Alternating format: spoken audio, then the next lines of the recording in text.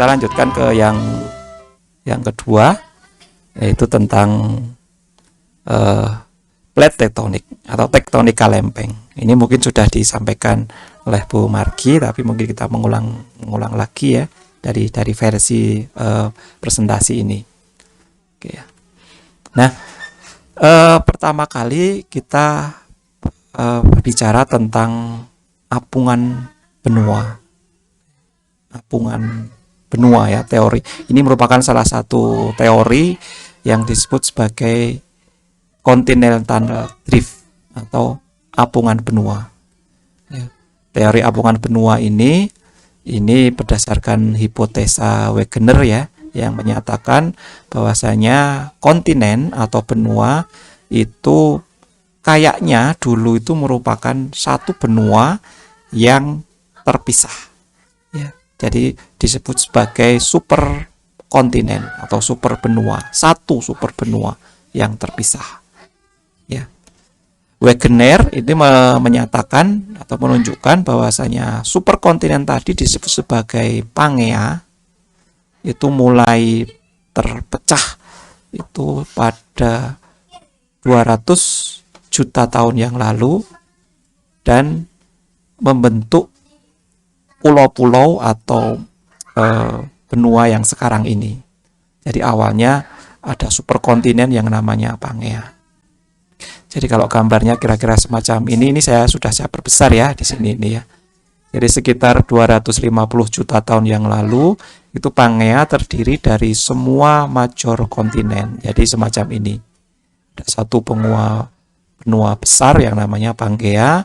Kemudian sekitar 200 juta tahun yang lalu terjadi rifting yang di Atlantic Ocean yang akan memisahkan beberapa Pangea ini tadi menjadi Laurasia dan Gondwana. Oke ya, menjadi dua bagian besar ya. Ya, bagian yang Laurasia tadi akan membentuk Amerika Utara yang di sini Eropa, di sini membentuk Asia bagian utara, yang ini adalah Afrika, yang ini adalah South America. Oke. Kemudian di bagian bawahnya ini adalah Antartika, India dan Australia. Oke. Jadi kira-kira semacam ini. Kemudian pada 100 juta tahun yang lalu itu akan terjadi rifting yang berlanjut membentuk India yang bergerak ke arah utara ya. Jadi pecahan India tadi bergerak utara sehingga sampai 50 juta tahun yang lalu ya, Australia bergerak memisah tapi India bergerak ke utara menabrak Asia. Ya, Afrika ini akan relatif bergerak ke timur ya. Amerika Selatan relatif bergerak ke arah barat. Oke ya. Amerika Utara relatif bergerak ke arah barat karena adanya rifting di sini nih. Rifting itu pemekaran samudra. Ya, pemekaran samudra. Oke, kemudian pada peta yang saat ini terjadinya semacam ini ya. Jadi India itu menabrak plat Asia, kemudian Indonesia terbentuk akibat plat kerak samudra India ini menabrak Asia. Jadi terbentuk dan kerak Pasifik ini menabrak ke arah barat ke arah Asia sehingga membentuk daerah kompleks Indonesia. Oke, jadi kira-kira semacam ini. Nah, dari sini kita bisa katakan bahwasanya di daerah-daerah benua inilah itu batuan yang tertua itu muncul yang ada.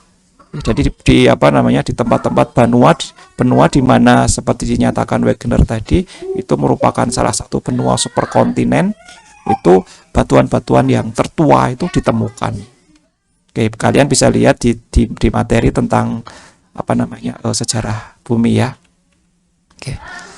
Nah, dari sini itu cerita ini tadi itu sebenarnya berasal dari an idea atau sebuah ide sebelum waktu yang sekarang ini. Itu berawal dari sebuah evidence ya atau bukti-bukti yang didapatkan di lapangan, bukti-bukti yang didapatkan dari kenampakan pengamatan begitu ya. Yang evidence yang pertama itu adalah the continental puzzle ya. Jadi kalau kita lihat ternyata seperti puzzle ya di sini nih ya. Seperti puzzle, misalkan saja di sisi pantai timur plat Amerika Selatan ini bentuknya sama seperti di sisi barat Afrika ya, benua Afrika itu bentuknya sama. Dan ini kemungkinan dulu satu ini ya, kemungkinan satu karena seperti puzzle ya. Seperti puzzle ya, seperti apa namanya puzzle gitu ya, mainan yang ditata begitu. Oke. Kemudian yang kedua itu matching fosil. Jadi ternyata bukti fosil-fosil itu ditemukan di kedua tempat yang berbeda. Jadi misalkan di bagian timur ini dan bagian barat ini fosil-fosilnya sama. Ya, dari apa namanya dari tempat-tempat itu didapatkan kok bentuknya itu sama ya, begitu ya. Oke. Kemudian evidence yang lain adalah tipe batuan dan strukturnya itu sama. Ya. Ya, jadi apa namanya tipe-tipe batuan itu juga sama dan struktur yang ada di situ itu juga sama. Padahal itu melintasi samudra. Ya. Kemudian yang selanjutnya adalah iklim purba itu juga sama. Jadi bukti-bukti es dan sebagainya juga sama. Oke, jadi ada 4 ya ini ya, ada ancient climate sudah 4 ya, kemudian rock type dan strukturnya, kemudian fosil, kemudian puzzle kontinen ya, puzzle benua. Itu merupakan evidence dari teorema continental drift. Ya. Nah ini contohnya mountain range-nya bentuknya sama, kemudian ini ada British Isles ya, atau lautan. Ini bukan British Isles itu di sini ya, kepulauan Inggris. Kemudian ini bentuknya itu sama. Bentuk pegunungan di sini ini sama. Padahal dia melintasi lautan. Oke, ini contohnya ya. Kemudian ini evidence dari glacier. Jadi diasumsikan dulu itu semacam ini. Sekarang itu bukti-bukti glacier atau es pada saat itu sama. Jadi di sisi Afrika bagian selatan itu sama dengan benua Amerika Selatan bagian timur ya, sama dengan Australia bagian selatan ya, dan seterusnya. Ya. Kemudian pada saat itu Wegener itu tidak bisa menjelaskan kenapa kok benua-benua ini bergerak ya. Kenapa kok benua-benua itu bergerak? Apa yang membuat benua-benua itu bergerak? Nah, dari sini kemudian diperoleh lagi beberapa evidence yang menjelaskan bahwasanya benua-benua tadi itu bergerak dan membentuk teorema yang namanya adalah tektonika lempeng atau plate tektonik. Ya, plate tektonik itu adalah teori yang setelah continental drift ini.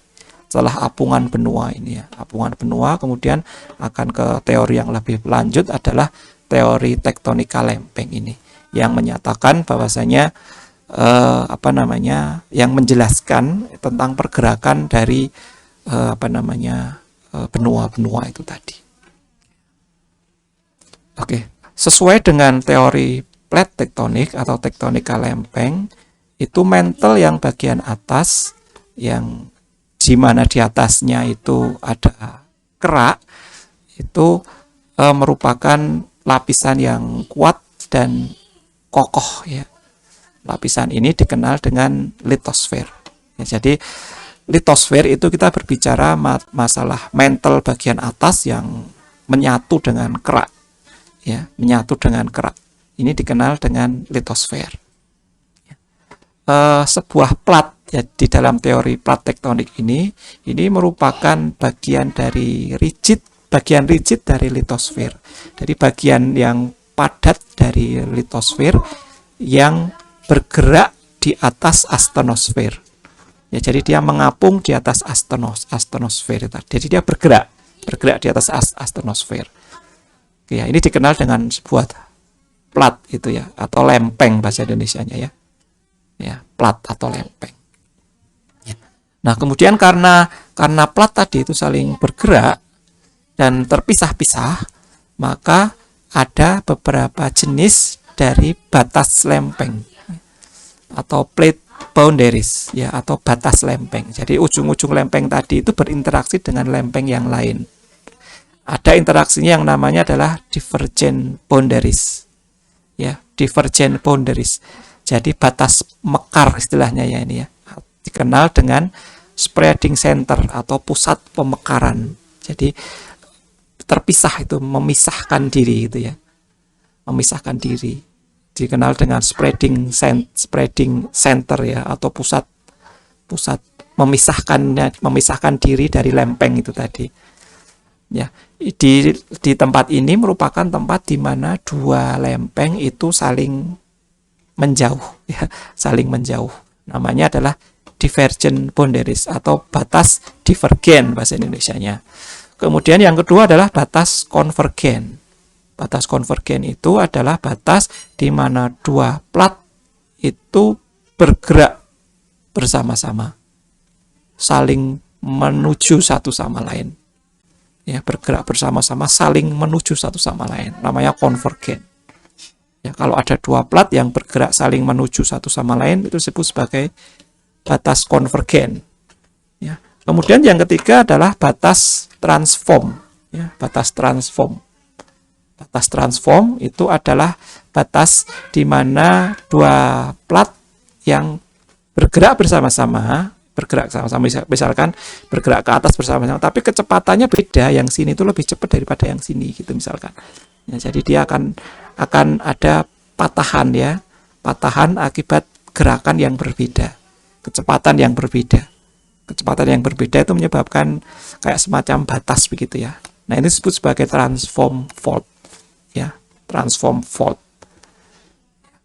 Oke. Jadi tanpa adanya membuat lapisan baru atau membuat kerak yang baru, enggak. Jadi hanya bergeser saja. Hanya bergeser saja. Jadi semacam ini kira-kira ini adalah divergent boundary. Jadi dipercaya itu ada material panas dari atas yang membentuk membentuk material baru, membentuk kerak samudra baru di tengah ini. Dengan kerak yang baru terbentuk itu akan saling menjauh ya, dia bergerak saling menjauh gitu. Ini adalah batas konvergen. Kemudian yang itu adalah batas divergen, ya. Yang ini adalah yang tengah adalah batas konvergen. Batas konvergen itu ketika dua lempeng itu saling bertemu. Ya. Kalau yang di sini adalah lempeng samudra, yang di sini lempeng benua, kalau ketemu namanya adalah subduksi. Ya, jadi yang lempeng samudra tadi masuk ke dalam di bawah lempeng benua yang akan diikuti oleh pola vulkanisme di atasnya ini. Ini disebut sebagai batas konvergen, istilahnya batas konvergen. Kemudian yang ini adalah batas transform. Ya, batas transform seperti saya sampaikan tadi, karena adanya perbedaan beda kecepatan ya, kecepatan menjalar bisa jadi arahnya berlawanan begitu, maka menyebabkan ada zona patahan yang hanya menjadi tempat bergesernya saja. Ini adalah transform fault seperti ini. Ya. Zona pergeseran. Oke. Oke. Kemudian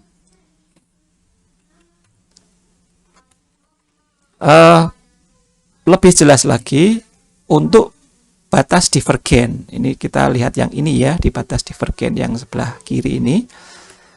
Itu ada yang disebut sebagai oceanic ridge dan seafloor spreading. Ya, ridge itu adalah punggungan. Ya, punggungan samudra. Punggungan samudra itu adalah zona tinggian, karena namanya punggungan ya. Zona tinggian dari dasar laut ya, yang memanjang. Ya, zona dasar laut yang jadi semacam ini ya. Nah, ini kayak semacam ada tinggian-tinggian yang menjalar, yang bukan menjalar ya, yang berarah ke depan ini ya. Ini namanya adalah punggungan, zona punggungan, ya, oceanic ridge. Ya, oke. Jadi kalau kita mendapatkan zona punggungan samudra itu di tengah-tengah punggungan tadi itu merupakan zona divergennya. Jadi zona pemisahan antar lempeng itu tadi. Kemudian ada Rift Valley atau lembah rift. Ya, lembah rift itu adalah struktur yang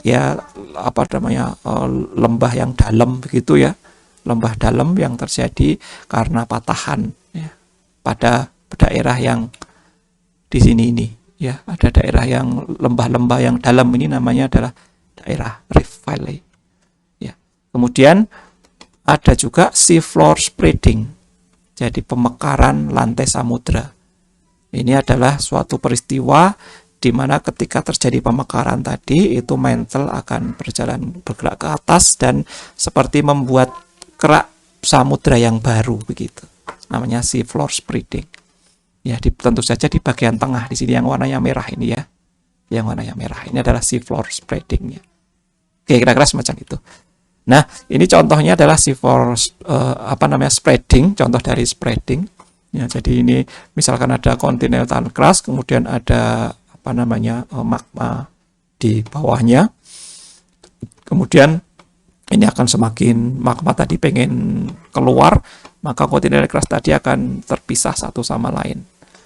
Ya, terpisah satu sama lain, dan ini akan lama-lama material yang terjadi di sini ini disupport dari mantel yang ada di bawah.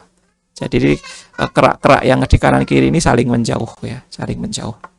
Yang ini yang dipercaya yang terjadi yang di pantai timur Amerika Selatan dan pantai barat Afrika tadi itu seperti ini. Ya, jadi ini pada saat Gondwana tadi terpecah menjadi dua ya. Menjadi pantai menjadi sekali lagi Amerika Selatan dan Afrika tadi. Oke, kemudian ada juga yang disebut sebagai continental rifts ya. Jadi continental rifts atau yang seperti tadi adalah Rift Valley, ini ada continental rift, yaitu ketika pemekaran ini terjadi di atas benua ya. Di atas benua itu akan memisahkan dua massa menjadi segmen yang lebih kecil membentuk rift. Ya, rift itu semacam jurang begitu. Semacam jurang ya, jurang yang atau lembah yang dalam itu namanya adalah rift. Ya. Jurang yang dalam. Jadi bisa jadi di suatu tempat begitu ada gaya yang memisahkan dua benua tadi, memisahkan benua ya yang pecah begitu menjadi dua sehingga terjadi rift di tengahnya. Itu disebut sebagai continental rift. Ini contohnya di sini ini ya, jadi ada ada jurang yang dalam yang memisahkan membagi benua begitu ya yang di tengah. Ini ada rift di Afrika Timur, kira-kira semacam ini ya. Jadi ini ada jurang ya, jurang yang dalam.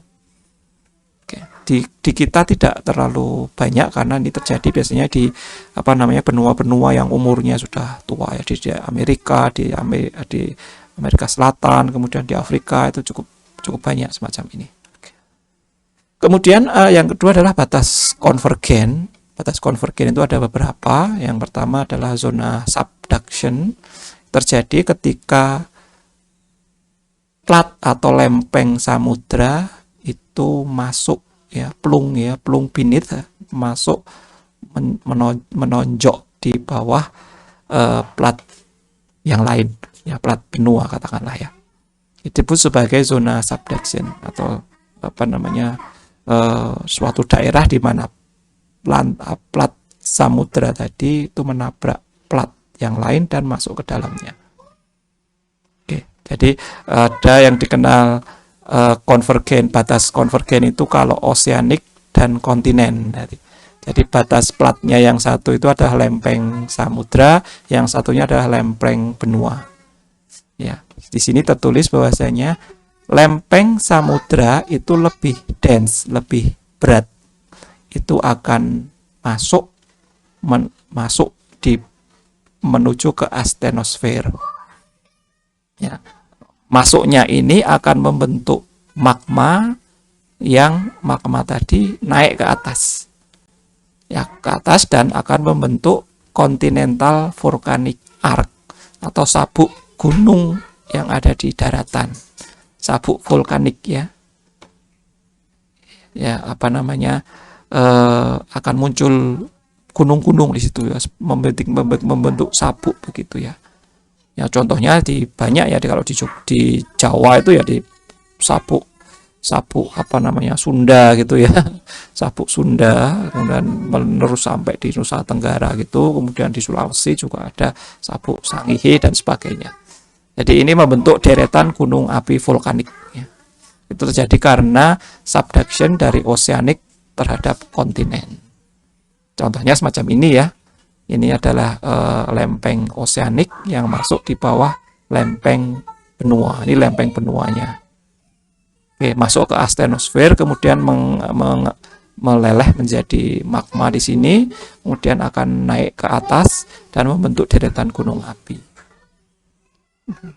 Oke ya. Kalau di geologi ini ada pembahasan secara lebih detail lagi. Di sini ada istilah-istilah yang cukup ada melang dan sebagainya, ada berbagai jenis batuan yang muncul akibat apa namanya pertemuan antara lempeng samudra dan lempeng benua ini. Oke, ini jadi akan terbentuk sabuk gunung api. Oke, kemudian kalau yang ketemu tadi adalah oceanic lawan oceanic, ya. Jadi dua lempeng oceanic yang saling bertemu, maka salah satunya akan masuk di salah satu yang lain. Ya, salah satunya akan masuk di antara salah satu yang lain. Ya, jadi batas ini biasanya akan membentuk juga deretan gunung api tetapi di lantai samudra. Ya, disebut sebagai sabuk pulau gunung api. Ya, sabuk pulau gunung api. Ya, contohnya saja di Tempur Jepang ya, yang dulu menjadi pusat pertahanan Jepang ketika melawan Pearl Harbor-nya Amerika itu ya, itu di Konichiwa atau apa gitu namanya. Itu sebuah pulau gunung api. Itu merupakan pulau yang terbentuk apa namanya pada kondisi seperti ini ya. Jadi apa namanya ada lempeng samudra yang bergerak ke lempeng samudra yang lain. Contohnya ini adalah di Aleutian, Mariana, dan Tonga Island. Kalian coba cari ya dari Google Map itu di mana tempat-tempat ini. Nanti bentuknya berupa sabuk gunung gitu ya di bawah laut yang membentuk, biasanya di atasnya sudah muncul ke permukaan membentuk pulau-pulau gunung api. Oke, kira-kira semacam ini. Jadi ini ada apa namanya kerak samudra, ini juga kerak samudra lain yang bergerak menuju ke kerak samudra, menabrak dan masuk membentuk pulau-pulau gunung api, volcanic island arc ini ya. Kira-kira semacam ini. Ini oceanic convergent boundary, batas lempeng samudra lawan samudra. Oke, kemudian ada juga batas lempeng convergent ini yang benua lawan benua. Ya, jadi kerak benua menabrak kerak benua. Ya, jadi ketika plate yang saling menabrak tadi itu materialnya adalah kontinen semua atau benua semua, maka saling bertabrakan. Karena sama-sama tebal, sama-sama beratnya juga sama, maka akan terjadi remuk di tengah itu ya, tekanan tinggi sehingga akan mekrok begitu ya ke atas, akan naik ke atas dan turun ke bawah, sehingga seperti kayak saya punya kayu yang saya tabrakkan itu dia akan saling mekar begitu ya. Mekar itu akan membentuk range mountain ya, atau membentuk deretan pegunungan ya, deretan dataran tinggi. Contohnya adalah di Himalaya itu tadi ya. Contohnya semacam ini ya. Jadi ini ada kerak benua, ini juga kerak benua yang saling menabrak, maka otomatis di sini akan terjadi tekanan yang sangat tinggi yang menjadi mekrok begitu, benua tadi sama-sama mekrok dan turun ke bawah, akan membentuk pegunungan ini. Ada beberapa tempat karena di sini tekanannya tinggi, mungkin terjadi banyak rekahan juga. Beberapa rekahan yang memungkinkan itu bisa dipakai oleh magma yang terbentuk akibat litosfer, atau litosfer kan tadi ada mantelnya ya sedikit di bawah tadi. Ini yang masuk di oceanic tadi akan masuk ke bawah sini dan membentuk magma yang naik ke atas. Kadang-kadang didapatkan kenampakan geotermal ya, atau panas bumi di permukaan sini akibat naiknya panas tadi ya, lewat tempat-tempat yang punya jalan panas untuk naik ke atas. Oke, ini yang ketiga dari konvergen ya. Jadi ada ocean, ada ocean kontinen, ini kontinen. Oke. Kemudian ini contohnya collision India dan Asia. Ini contoh ilustrasinya. Pada 71 juta tahun yang lalu India masih ada di sini. Di bagian utaranya ini kita tidak tahu sebenarnya apakah India tadi itu berbentuk tidak seperti ini atau bagaimana. Karena kondisi sekarang itu kenyataannya sebagian besar India sudah masuk di bawah Tibet ya, ada di bawah Tibet. Jadi kita tidak tahu bentuk awal bagian utara India itu seperti apa. Ya, anggap saja seperti ini, ada 71 juta tahun lalu seperti ini, kemudian bergerak 55 juta, 38 juta, 10 juta, dan ini sekarang. Ya, jadi ilustrasinya semacam ini, diasumsikan di bagian utara India ini masih kerak benua ya, masih berupa laut begitu ya, atau samudra yang bergerak menuju ke arah Tibet, menuju ke arah Asia. Ya. Kondisi sekarangnya semacam ini, jadi India bagian utara itu sudah bertumbukan dengan Asia, membentuk pegunungan Himalaya. Pegunungan ya, jadi deretan pegunungan yang sangat tinggi. Kemudian akan terbentuk dataran Tibet yang di sebelah utara ini, yang biasanya cekung begitu akibat efek gaya yang terjadi di sini. Biasanya ada cekungan sedikit, di sini ada cekungan sedikit. Oke, jadi ini kira-kira ilustrasi kolisi atau tabrakan antara lempeng benua India dan lempeng benua Asia. Oke, kemudian yang ketiga tadi batas tadi adalah batas transform ya, transform flow. Seperti saya sampaikan tadi, tepat di bidang batas patahan transform tadi itu plat-plat benua tadi, plat-plat samudra maupun benua itu saling menggerus satu sama lain, tetapi tidak merusakkannya ya, tidak merusakkannya.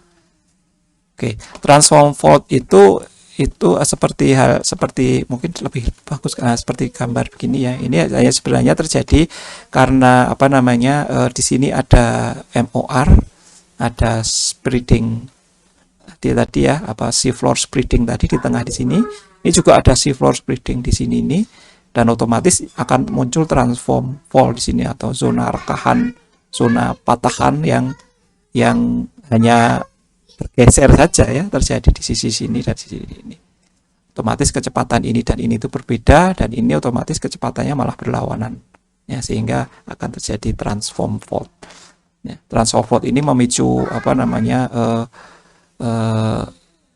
oceanic ridge ini membentuk sebuah pola-pola kotak-kotak begitu. Oke, jadi kalian bisa melihat dari peta batimetri dunia itu ada kelihatan sekali transform fault itu kelihatan sekali. Jadi ada zona patahan-patahan yang rekah-rekah. Mungkin kita coba lihat yang di peta sebelumnya tadi, ada kelihatannya di depan. Sebentar ya, kita kembali ke depan dulu. Nah ini adalah transform fault ya. Ya, jadi ini adalah oceanic ridge-nya yang ada di tengah-tengah ini, garis-garisnya adalah transform fault-nya. Oke. Kira-kira semacam itu ilustrasi transform fault-nya. Oke, kemudian evidence yang untuk teori plate tektonik ini, tektonik lempeng itu adalah paleomagnetisme. Paleomagnetisme itu merupakan salah satu pelajaran yang dipelajari di geofisika. Paleo itu artinya purba, magnetisme itu adalah magnetisme. Jadi sifat-sifat kemagnetan purba. Ya, jadi dia mempelajari kemagnetan batuan pada saat terbentuknya. Ya. Jadi seperti kalian ketahui, kalau saya punya batuan beku, ketika panas itu kan dia berada di atas suhu Curie ya. Semua materialnya di situ, mineralnya berada di atas suhu Curie, sehingga medan magnetik tidak ada. Jadi ketika dia mendingin, itu mineral-mineral berupa magnetit biasanya ya, besi umumnya itu akan merekam medan magnet utama bumi pada saat itu. Nah, metode paleomagnetisme ini pengen mengetahui medan magnet utama bumi pada saat itu tuh arahnya kemana. Oke, kira-kira semacam itu ya. Nah, sehingga kalau saya punya sebuah batuan yang ukurannya cukup besar, kita percaya bahwasanya batuan tadi itu ya tetap seperti itu saja, tidak berbalik-balik, gelundung dan sebagainya begitu. Kita bisa menentukan arah kemagnetannya. Ya, arah kemagnetannya. Nah, jadi dari kemagnetan purba itu tadi kita bisa punya dua sifat. Yang pertama adalah polaritas normalnya. Polaritas normal itu ketika batuan yang saya tinjau itu arah medan magnetnya itu sama dengan medan magnet yang sekarang ini. Ya. Tetapi kalau arah medan magnetnya itu berkebalikan, saya ukur medan magnetnya malah berkebalikan. Nah, itu menunjukkan bahwa disebut sebagai reverse polarity. Polaritasnya terbalik. Ya, jadi batuan tadi menunjukkan arah kemagnetan yang berbeda dari kemagnetan sekarang ini, ya, kemagnetan yang terjadi sekarang ini. Oke, nah dari sini bisa dari pemetaan cukup banyak batuan itu bisa dibedakan mana yang normal, mana yang reverse dari keilmuan yang namanya paleomagnetisme ini. Oke ya. Oke. Contohnya semacam ini. Jadi seperti halnya ketika di dalam gunung ya, ketika gunung masih kecil itu magma itu membeku ya, yang membentuk lapisan-lapisan batuan ini sesuai dengan umur erupsinya ya, sesuai dengan umur erupsinya. Dan lapisan-lapisan batuan ketika pembentuk gunung ini akan merekam di dalam pendinginannya, akan merekam medan magnet pada saat itu. Ya, ketika dikaji ternyata medan magnetnya semacam ini misalkan. Jadi 1,2 juta tahun yang lalu itu normal, arahnya sama dengan medan magnet utama saat ini. Tetapi 0,8 juta tahun yang lalu itu terbalik. Kemudian 0,4 juta tahun yang lalu normal lagi. Nah, jadi dari 3 perlapisan ini ada satu yang reverse ya, yang reverse. Ini normal, ini reverse. Nah, ini bisa digunakan sebagai salah satu evidence plate tektonik tadi. Nah, oke, jadi dengan menggunakan paleomagnetik tadi itu ditemukan strip. Ya, strip itu adalah arah pembalikan medan magnet yang polaritasnya itu berbolak-balik. Ya, di sepanjang oceanic ridge ya. Di sini ada contohnya, ini ada ya, ada oceanic ridge yang bolak-balik ya. Jadi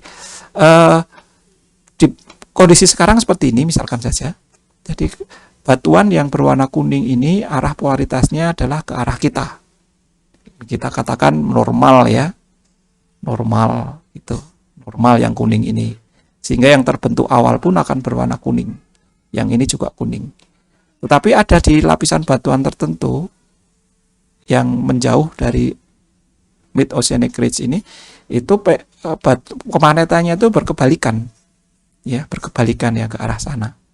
Jadi yang kuning ke arah sini, yang merah itu ke arah sana. Nah, ini bisa kita, kalau kondisinya sekarang seperti ini, bisa kita setback ya, kita bisa kita ulang pemutaran filmnya begitu sejak awal seperti ini normal, kemudian ini reverse, ini normal lagi. Kira-kira seperti ini kejadiannya. Ya, jadi pada saat itu memang dari rekaman kemagnetan batuan ini memang ada yang terbalik. Yang terbaliknya ini dan ini itu sama. Jadi memang kemungkinan ini bisa menjadi evidence bahwasanya teori tektonik lempeng itu memang sudah valid gitu ya. Oke, kemudian evidence yang lain untuk plate tektonik itu adalah pattern dari gempa bumi. Jadi ketika orang sudah bisa menentukan posisi gempa bumi, kemudian digambarkan, ternyata ada keterkaitan khusus antara fokus yang terjadi dan ocean transitsnya. Jadi ada kaitan antara batas lempeng yang bergerak tadi dengan posisi gempa bumi. Ya, posisi gempa bumi. Ya, posisi gempa bumi. Nah, Eh, ini juga mengindikasikan di sini ditulis bahwasanya ketidakhadiran deep focus earthquake, ketidakhadiran gempa bumi dalam ya dengan fokus dalam sepanjang MOR itu sesuai dengan teori yang baru, karena di dalam MOR tadi materialnya masih lembek begitu sehingga tidak diperoleh gempa di situ. Tidak didapatkan gempa di situ. Jadi masih lembek, pembekuan normal, masih dari secara logika tidak terjadi gempa di MOR. Ya, tidak terjadi gempa di MOR. Ini adalah pattern dari gempa buminya. Nah, kemudian evidence yang lain adalah ocean drilling, ya, dari pengeboran lantai samudra. Ya, data umur batuan itu dapat mengkonfirmasikan bahwa seafloor spreading itu adalah sudah bisa terbukti ya. Ya, jadi kerak samudra yang muda itu ada di tepi ridge dan kerak yang lebih tua itu ada di dekat batas kontinen. Ya. Jadi kalau seperti ini tadi, jadi yang di sini ini umurnya lebih muda bila dibandingkan dengan ya di sini ini. Gitu ya. Dari ocean drilling ini. Kemudian penampakan hotspot ya. Hotspot itu adalah sebuah konsentrasi panas yang di mantle yang mampu untuk memproduksi magma yang naik sampai ke permukaan.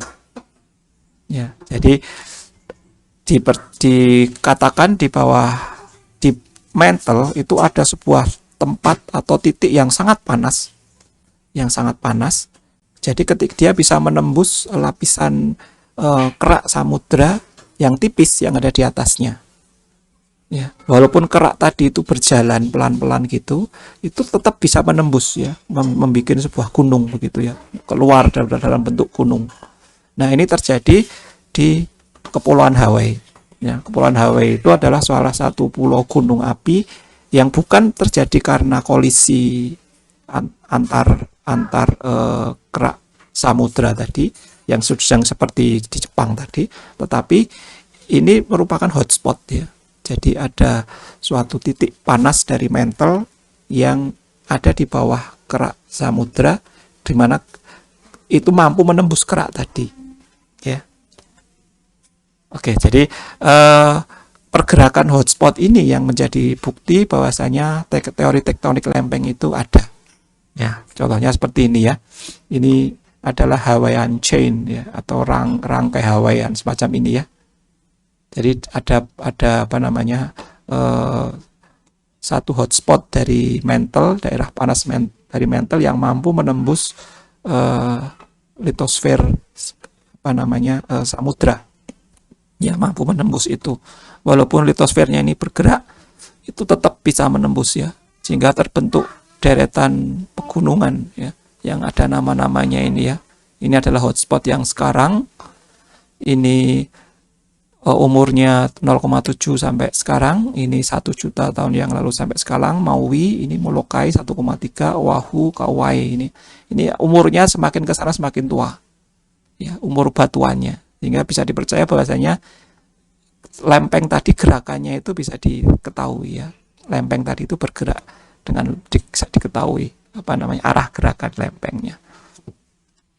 Nah, ini contohnya ada beberapa jenis apa namanya simon ya, atau rantai gunung api ya, rantai gunung api bawah laut. Oke, kemudian penyebab dari gerakan plat ya. Kenapa plat-plat ini bergerak? Ini juga masih hipotesis ya, karena buktinya jelas bahwa plat itu bergerak, tetapi penyebabnya apa? Jadi dikatakan bahwasanya ilmuwan itu secara umum masih menyetujui perjanjian bahwa apa namanya bahwasanya konveksi ya. Konveksi itu menjadi penyebab utama gerakan plat atau gerakan lempeng. Konveksi itu kalau kalian merebus air itu airnya yang bergerak tadi ya. Jadi ada rebusan air, itu akan terjadi gerakan air. Gerakan air yang bisa kita bayangkan itu merupakan lempeng, merupakan mantle begitu ya, yang bisa menggerakkan apa yang terapung di atasnya. Oke, jadi ini ada kaitannya dengan aliran konveksi ya, mestinya aliran konveksi ya, materialnya bergerak, ikut bergerak sehingga material yang terapung di atasnya itu akan bergerak. Oke, ini kemudian ada istilah yang namanya slab pull dan ridge push. Nah, sekalian silahkan dibaca sendiri saja. Ini hanya merupakan istilah dari teori tentang gerakan lempeng tadi. Ini juga ya, ini adalah konveksi mantle. Ya, jadi kita tahu bahwasanya mantle tadi itu beberapa tempat memiliki suhu yang agak berbeda-beda sedikit ya. Ada satu tempat yang lebih panas atau satu tempat yang tidak begitu panas dan sebagainya, yang menyebabkan mantle tadi akan bergerak. Dari tempat yang panas itu akan bergerak menuju ke tempat yang tidak panas dan sebaliknya ya. Ada gerakan semacam itu. Oke, yang ini dipercaya akan menggerakkan lempeng yang ada di atasnya. Jadi ini modelnya kira-kira semacam ini. Yang ini model sebelah kiri ada pergerakan mantle di bawah seperti ini ya. Kemudian yang di sebelah atas, sebelah kanan ini lebih smooth, modelnya lebih sederhana. Ya, jadi ada daerah-daerah tertentu di dalam mantle ini yang memiliki spot panas sehingga naik ke atas. Kemudian ini bisa menjadi tempat-tempat tertentu yang bisa menjadi mid oceanic ridge ya, mid oceanic ridge ya, atau spreading seafloor tadi.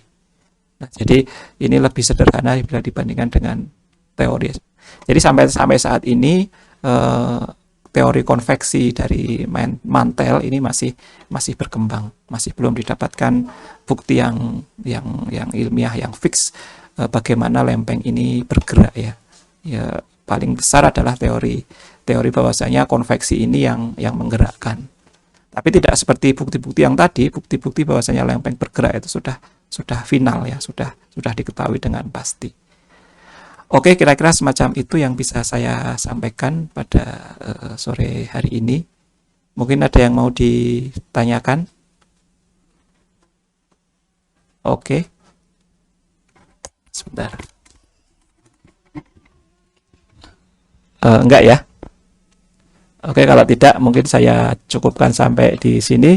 Saya coba kejar dengan membuat beberapa video. Nanti kalau sampai ya saya sampaikan, kalau tidak sampai ya sesampainya. Silahkan kalau mau berkomunikasi bisa lewat WA ataupun bisa lewat Google Classroom ya. Oke, saya tutup sampai di sini. Selamat sore. Assalamualaikum warahmatullahi wabarakatuh.